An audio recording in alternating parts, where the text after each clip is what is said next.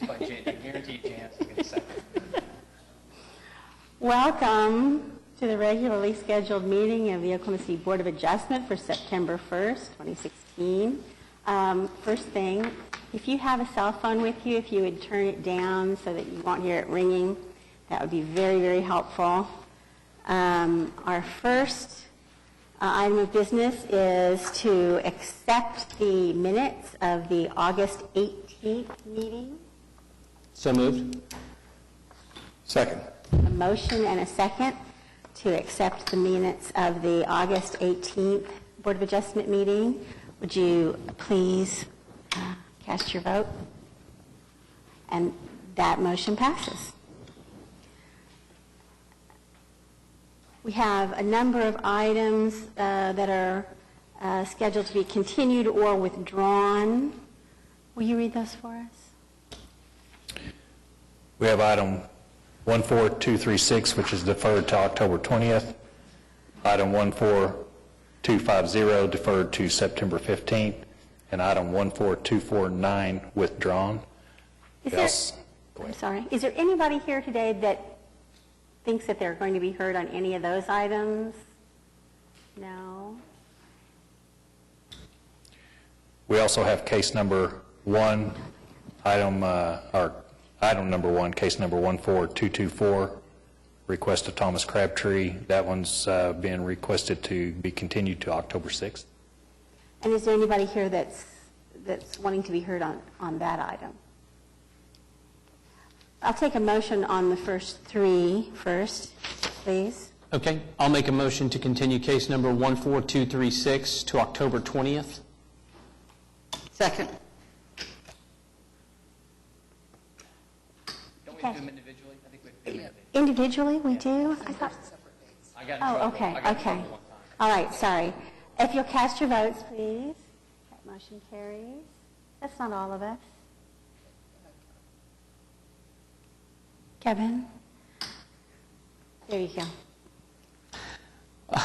Motion to continue case number 14250 to September 15th. Second. I have a motion and a second to continue item 142590. If you cast your votes, please. That motion carries. I have a motion to withdraw case number 14249. Second. I have a motion and a second to withdraw case number 14249. If you cast your votes, please. That motion carries as well. I'll make a motion to continue case number 14224 to October the 6th. Second.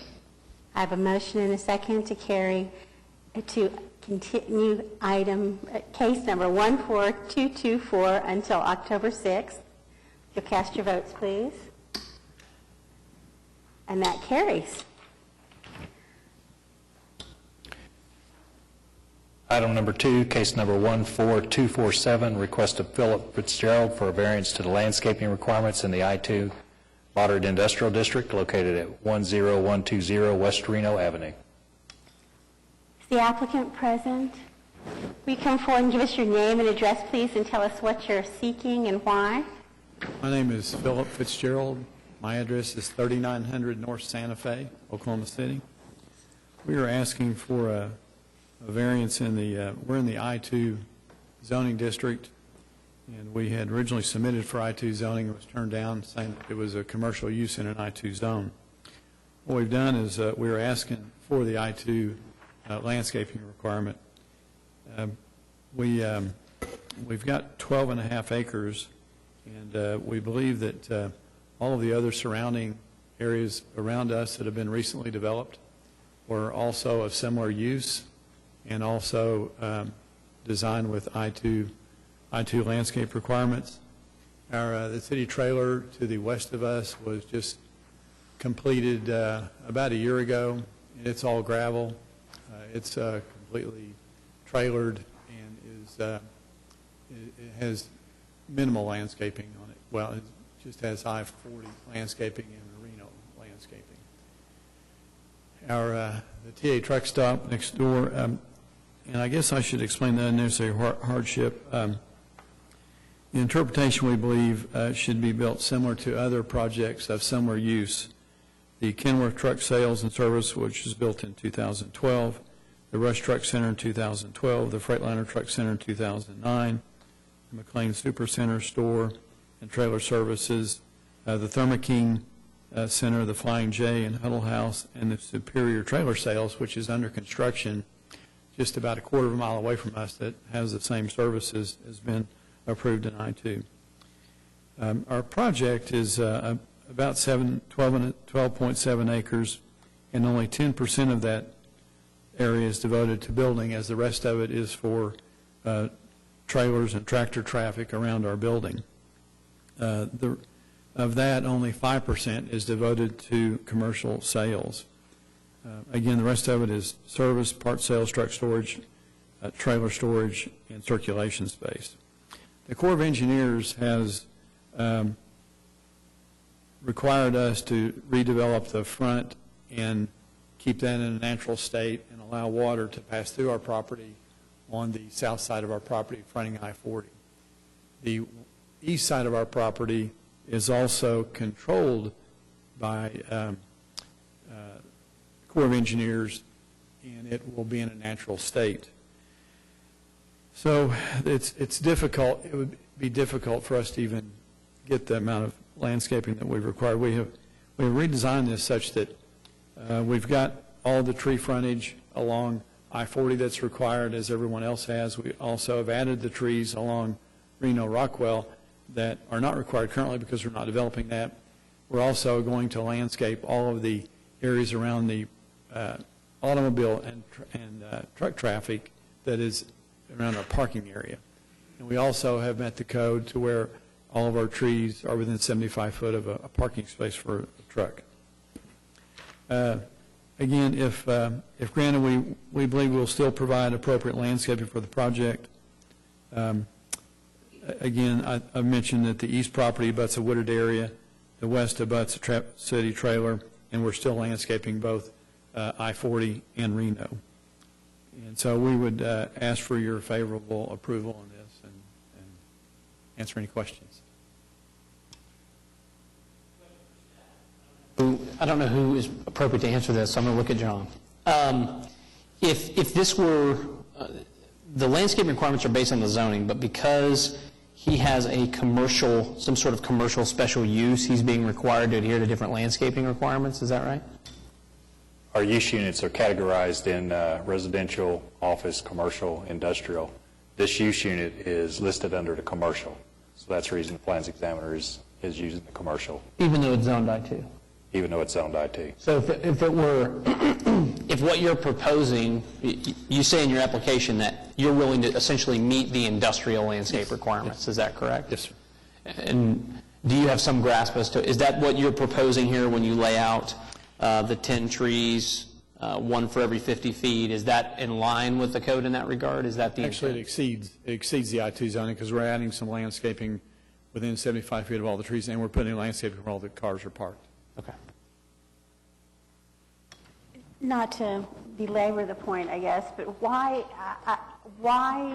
does it seem that the requirement on this piece of property is different than the requirement for other similar uses?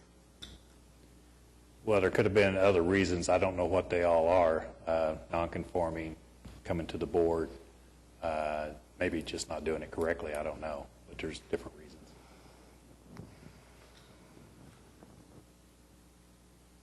Well, there's a reason I went to law school instead of studying math, but as I calculated it, the 148 points versus the 2,598 points comes out to about 5%. So what they're proposing, it seems to me, is about 5%, a little better than 5%. Of what would be required, and that's a pretty startling number. On the other hand, it's kind of hard to go out and look at a site like this that's covered by trees and surrounded by other industrial uses and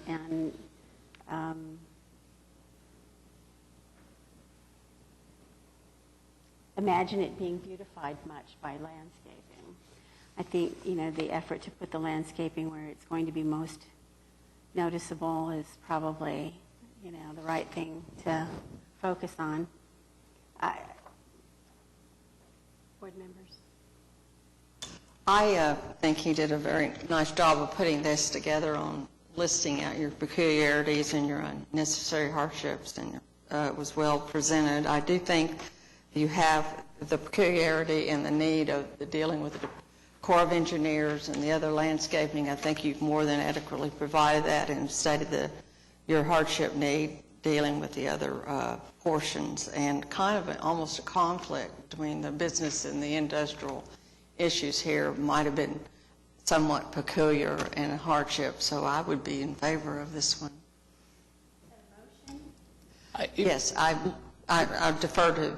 Well, I was just going to say, I want to condition it on the compliance with I-2, because he's asking for relief. In the variance, it says to the landscaping requirements in the I-2 Moderate Industrial District. It's just, we want to grant them. I would suggest, I'll move that we grant the variance under the condition that he continue to adhere to the I-2 an industrial use unit for landscaping requirements. Second. I have a motion and a second, case number 14247, to grant a variance to landscaping requirements, requiring that the landscaping adhere to, as a minimum, the I-2 district requirements. Good enough for me. Will you cast your votes, please? And that motion passes. Thank you very much. Appreciate it. Item number 3, case number 14248, request of Guernsey Engineers and Architects for a variance to the required 25-foot front yard setback and the condition that a library must front or have direct access to a street meeting minimum design standards for at least a collector street in the R4 zoning general residential district located at 327 Southwest 27th Street. Is the applicant present? Yes, ma'am. Could you come forward and give us your name and address, please? Tell us what you're asking for and why. Good afternoon, Lady Chair and ladies and gentlemen. My name is Jason Robinson. I'm with Guernsey. We're the architectural engineering firm that represents the City of Oklahoma City and the renovation of the Capitol Hill Library that exists on 27th Street in Harvey. If I may, I'd like to address these two items separately. The first being the required minimum setback for the facility. The requirement is 25 feet. However, the existing building, when it was constructed in 1953, only has a approximately 16-foot setback along Hudson Street and a 0 setback along 26. So that in itself, and the nature of the facility and being renovated and not a new facility, is what creates the hardship, the unnecessary hardship for its use and renovation. The new facility, or the new addition to the building, we are meeting the existing conditions of the new renovation. There'll be an addition on the east side of the building, which would not impact the setback any more so than before. And then there will be a small portion of addition on the south side of the existing facility that also matches the existing building lines. The second portion of that is that such conditions are peculiar, and they are in the sense that this building has been here since 1953. Not sure when the setback requirements were enacted into the ordinance. I venture to guess that perhaps that was done after the building was constructed. And so we're merely trying to meet the existing conditions in the renovation of the building. That's the item for the 25-foot setback requirement. If you have any questions on that, I'll be happy to answer. Doesn't look like it. Go ahead, please. Okay. On the second item, the conditional use permit for libraries being required to be adjacent to collector streets. Again, the existing facility built in 1953 was not built adjacent to a collector street. And looking back through the records, I believe that CUP was written in 1943, but I'm not 100% on that. However, be that as it may, the facility does not meet the requirement to be adjacent to a collector street. The unnecessary hardship, again, is the existing facility. In order to meet that requirement, they would have to relocate the Capitol Hill Library completely to meet that conditional use. Again, the peculiarity of this issue is that it's an existing facility for Oklahoma City that we're renovating to put back into use. Again, if you have any questions, I'll be happy to answer those as well. Anyone here to speak on it? Is there anyone here to speak on this item? Doesn't look like it. There's no more discussion. I'd make a motion to approve the variance request. Second. I have a motion and a second to approve the variance request to the front yard setback and the requirement that the facility have frontage onto a collector street. Item number 14248. You'll cast your votes, please. Motion carries. Thank you very much. Item number 4, case number 14251, request of James Conglin for a variance to the required 25-foot side yard setback in the AA Agricultural District located at 14401 Longhorn Drive. Is the applicant present? Could you give us your name and address, please? My name is Jim Congleton. Congleton from Tulsa, Oklahoma, Suite 4501 in Tulsa. I am the property manager for Ted Parks LLC, the owner of the property in question. We acquired it in 2010 by way of a treasurer's tax deed and then a quitclaim deed from the previous owner.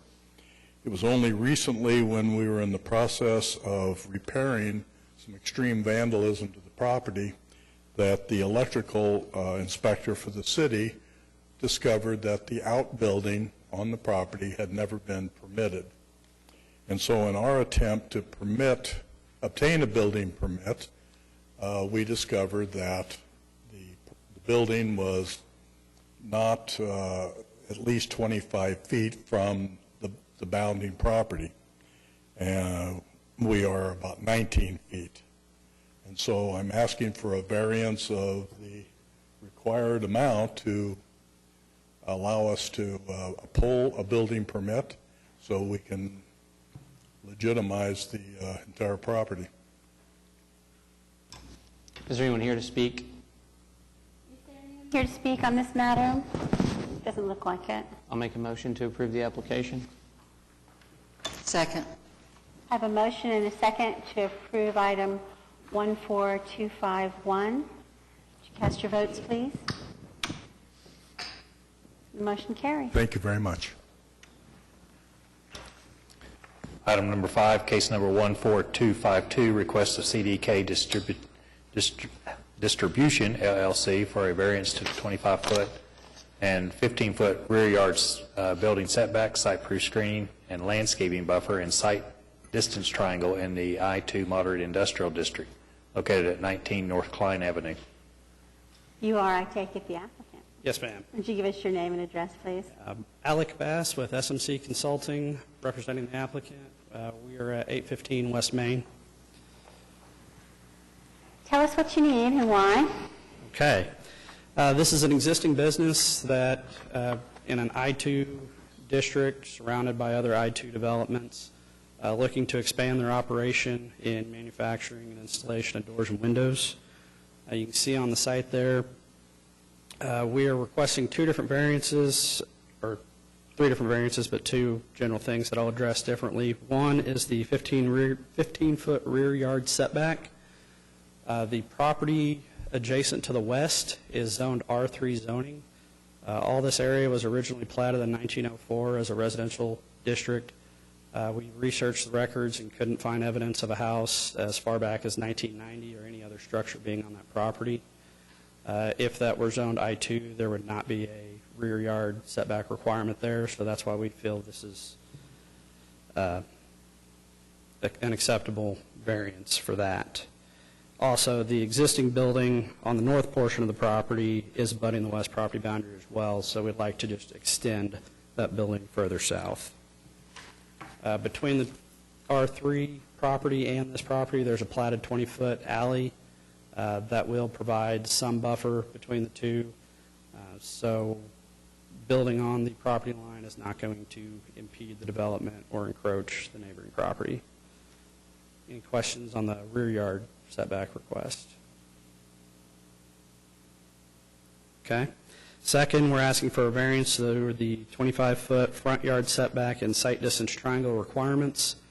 Once again, the existing building is built all the way up to the front property line. We would like to mirror this on the south end of the property just to maximize the use of the existing space that they have available. As far as a site distance triangle, Sheridan Avenue is one-way traffic. Therefore, I've included pictures in the application showing that this would not obstruct being able to see oncoming traffic when pulling through that intersection. Should that ever carry two-way traffic, would the site triangle issue be more relevant? Should that carry two-way traffic, if you want to scroll up or down, there's the picture right there. Parked at the stop sign, you can still adequately see traffic coming from the other direction. That fence is on the property line, so that represents where any proposed building would be. And this is consistent with all the surrounding development in this part of town. We're 3 blocks west of the downtown transitional district, which, if you guys have seen what's happened at Film Row, they're encouraging these buildings to keep the downtown development feel and extend all the way to the property line. This particular photo that we're looking at here, when I was by this property, there were cars parked along here, and it's nose-in parking. So looking east, actually, there is a bit of a hindrance to your sight line there. But of course, this is not the property that we're talking about. So right, that is in the opposite direction of our project. The applicant would probably love it if we could do something about that obstruction, but that'd be through a separate action by the city. And the owner is here today if you have any questions for him. Before I ask for comments from the board, is there anybody else who wants to be heard on this matter today? It seems to me that the generally speaking, 5 variances on an application is over my limit. But when you break these down and look at them, it seems that they sort of fall into a couple of different categories. There are the variances that have to do with the fact that the property next door is zoned R3. And those have to do with the landscaping and the screening. And I think it would be safe to say that it's not very likely that, during our lifetimes, there's going to be any residential development on that property. The area is in transition, and it seems to be moving in the right direction. But I think, certainly commercial, if not industrial, uses will predominate in the area for the foreseeable future. There's the question of the site triangle, whether that is a safety issue or not. It doesn't seem to be, so long as the property stays, or the street stays one way. We were all used to waking up one morning and finding that one-way streets are no longer one-way streets since we, navigate downtown Oklahoma City. So that's just something that's out there, and you have to kind of take as a given. I think if you, can you push the photo back up so that you're looking west? I think if, in fact, that fence sits on the property line, the truth is you have a better view to the west than you do to the east. Yes, because to the east, they have on-street parking, which is parking within the right-of-way. This parking is not allowed within that right-of-way. There's no parking on that street, so there would be no other obstructions. And any oncoming traffic that you'd be looking for would be in the far lane, which just gives you that much more distance that you can see around that corner. So that leaves you with the two issues with respect to the setbacks. You know, we have 25-foot setback requirements that are becoming sort of increasingly an issue as they come into conflict with the city's now pronounced policy of wanting to move buildings up closer to the street to enhance, you know, the urban feel, certainly of the core part of the city. So at some point, you know, we may have to do something to change the development regs with respect to that. There is a 20-foot alley next to this property to the west, and I noticed that there are utilities, there are overhead lines in that, not running north and south, but nonetheless in the alleyway, so it would not be a simple thing for anything to get built in there that would obstruct that alleyway, and it's probably going to continue to be open and to be used. So, What's the landscape buffer?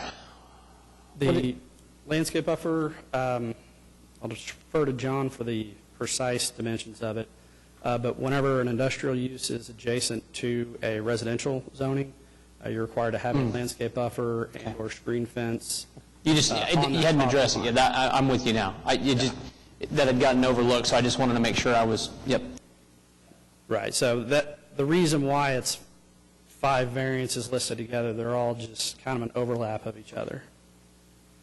And there's several sections of the code that address industrial being adjacent to residential. again, this is an area where, you know, if you look at what is on this building and what they're looking at replicating in terms of flipping it to the south half of the property, it's hard not to see it as an upgrade. So. Yes, this would definitely be the new front. They're going to put a new roof and facelift on the existing building as well. And to require them to have these setbacks is essentially creating areas of the property that can't be utilized for anything because they're going to be required to have a fence on those property lines. So you'd end up with a little 15-foot stretch of pavement between a fence and your building on the back end of your property. So that's the undue hardship that we feel. Is there anyone here to speak on the application? Okay, good. Unless there's more discussion, I'll make a motion to approve the application. I second it. I have a motion and a second to approve case number 14252. Would you cast your votes, please? The motion carries. Thank you for your time. Item number 6, case number 14253, request of Whitehall Homeowners Association for a variance to the maximum 8-foot subdivision fence height in the PUD 205 Plan Unit Development District located at 10502 North MacArthur Boulevard. Will you give us your name and address, please? I am the applicant. My name is Shay Varnell. I reside at 10613 Whitechapel Street. I'm the president of the Whitehall Homeowners Association. We're located at the corner of Hefner and MacArthur, as you see on your maps. We have a 600 linear feet fence that runs parallel to MacArthur, and a small portion of it is on a berm, as you can see on your sketch. We are proposing that we are going to tear down the wall and replace it with a 6-foot high fence. Currently, it's 3 feet. Because a small portion of it is on a berm is why I'm here today. The city ordinance requires it to be 8 feet or under. Because of the berm, about 100 linear feet of that fence is going to be about 9 to 10 feet above grade. This has created a hardship for the people that back up to the fence because we have a lot of traffic that walks down that road. You can see right into their backyards. We have had lots of people jump over the fence right into their backyards. It's become a safety concern to them. Us as an association is going to build a higher wall to help prevent those type of people from jumping into the backyards. And this has already been approved by our neighborhood association to help those neighbors with a little more safety. Does this, is there any relation to the development of Sprouts and that sort of thing there that affects this? We haven't seen any more foot traffic, if that's what you're asking. We're about a little over a mile south of Sprouts in that area. We are hoping that one day we get a walkway along MacArthur, and that's something else that's in my application, or I wrote in my note that we've already had wheelchair ramps built in. We just haven't had the sidewalks put in, which will actually take traffic closer to MacArthur, which we're hoping will come sooner or later. But your design for the berms will leave room for sidewalks?